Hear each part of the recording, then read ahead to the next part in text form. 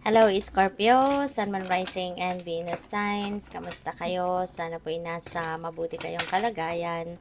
Welcome back po sa Star Tarot. At kung bago kayo rito, welcome din po kayo. Please subscribe, like, share my videos, and leave me a comment kung nakaresonate kayo. Thank you.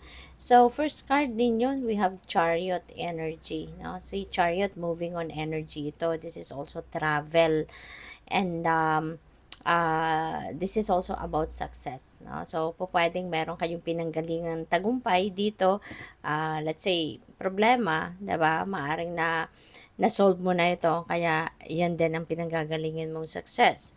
And, syempre, magmo-move on ka na. Papunta ka na sa kung anumang bagong ganap, no? Ang gagawin mo, pagkakaabalahan mo sa ngayon, kaya you are moving on. And, pwede, no, na sa pag-move on na to, it may involve travel, kaya pwedeng magta-travel ka. At ang maganda din dito, kasi, syempre, galing ka sa tagumpay, so you will be moving forward in your life na papunta ka sa isang mas komportable ka na sitwasyon, 'di ba?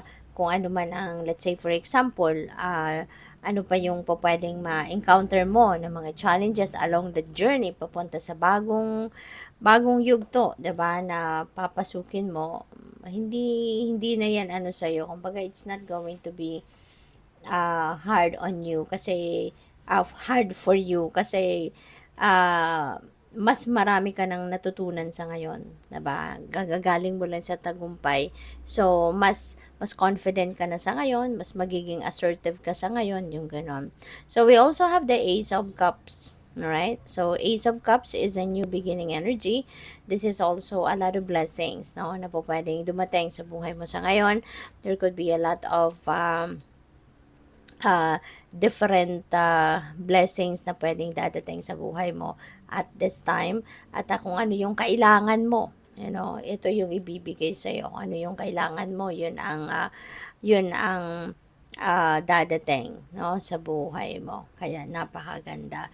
Isa pa, Scorpio, this is going to be, kung ano man ang mga opportunity na to, ano man ang mga blessings na to, magdudulot ito ng iba yung saya sa'yo. This is going to bring forth happiness and joy. This is going to bring forth, ang tawag dito, this is going to bring forth exciting na pakiramdam sa iyo. Alright?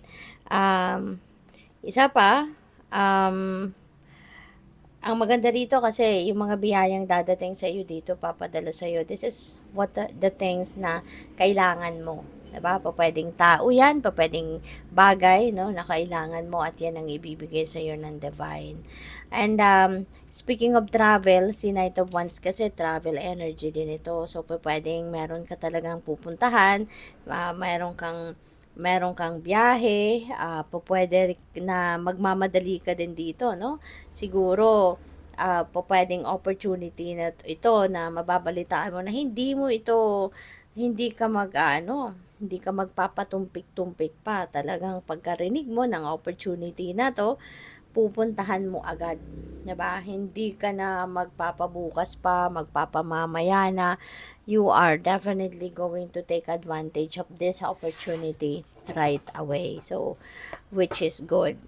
So, maraming salamat, no, for subscribing to my channel. And if you haven't subscribed yet, subscribe na po kayo. At saka, maraming salamat din for not skipping the ads kasi malaking bagay po yan sa akin. Kung gusto rin po ninyo na mag-join sa membership, just click the join button po sa baba ng video. Okay? So, napakaganda. We have the butterfly. See a butterfly, this is a beautiful change. No? Merong magandang pagbabago na mangyayari sa buhay ninyo, no? And this is pagbabago na you will be excited about. This is pagbabago na you will be happy about it, na merong pagbabagong ganon. So, pwedeng ikaw ang mag-create ng pagbabagong ito. 'Di ba? Maaring ginusto mo to. no? Ginusto mo mabago ang inyong sitwasyon, mas i-improve ang inyong sitwasyon, pagandahin ang inyong sitwasyon. So, iba-iba yan, depende yan sa inyong sitwasyon. Iba-ibang ano yan, iba-ibang situation ang papwedeng magkaroon ng changes dito. So, we also have carnelian, energy, leadership, creativity. You will be filled then dito with energy and excitement siguro. Dahil siguro din, 'di ba, sa successes na maaring nakamit ninyo or sa mga changes, no? Kasi parang high vibe ka sa ngayon, Scorpio. You will be filled with excitement, adrenaline mo maaring nasa high level din. Kasi nga excited ka din dito sa magiging resulta ng mga pagbabagong ito na maaring you are creating, 'di ba, for yourself. Kaya ano ka, kumbaga mataas ang vibe mo sa ngayon. You will be energetic, no? Kumbaga and in high spirits, ika nga. At po pwede, no, na ang iba sa inyo will be promoted to a leadership role. Baka isa din ito sa tagumpay ninyong makakamit. 'Di ba? Kasi for sure bago ka naman mapupunta diyan sa pagiging leader, pagiging manager, pagiging boss, naghirap ka din, nagsikap ka para makaakyat ka diyan sa tagumpay na 'yan, 'di ba? Kaya this is also the time that you are going to reap the rewards of your hard work, 'di ba? Para makarating ka sa leadership role na yan. Kaya napakaganda. So, we also have time, yan, presence and self-awareness, ano. So, paalala ito sa inyo na magkaroon kayo lagi ng presence of mind, magkaroon kayo lagi ng maging aware kayo sa mga nangyayari sa paligid mo, sa mga bagay na nag-unfold, no, sa buhay mo. Lagi kang maging aware diyan. Lagi kang maging mapagmatsyag, lagi kang mag-observe, 'di ba?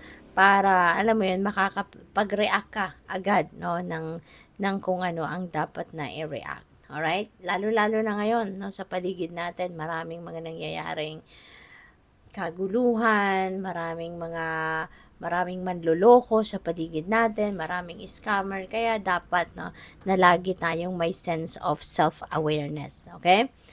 Good luck sa'yo. Thank you for watching. Love and Light. Namaste.